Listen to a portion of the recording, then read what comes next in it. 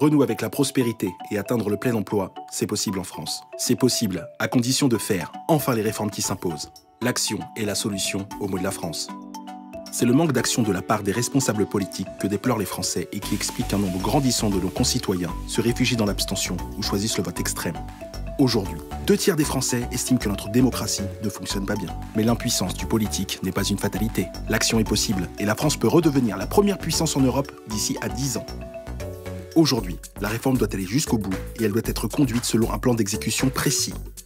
Car sans méthode d'exécution précise des réformes, la France ne pourra pas renouer avec la prospérité. La situation commande un vrai plan d'action pour la France avec un calendrier de réformes bien préparé autour de 6 piliers. Faisons de la pédagogie sur la situation de la France pour qu'il n'y ait aucune ambiguïté sur les réformes à mener.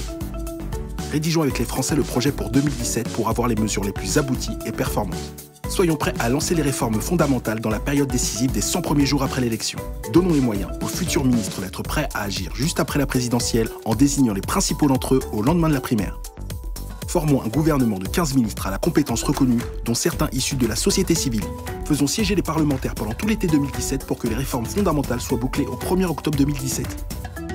Avec ce plan précis, nous pourrons finir avec l'immobilisme actuel. En 2017, osons une méthode précise et une nouvelle gouvernance. Choisissons François Fillon.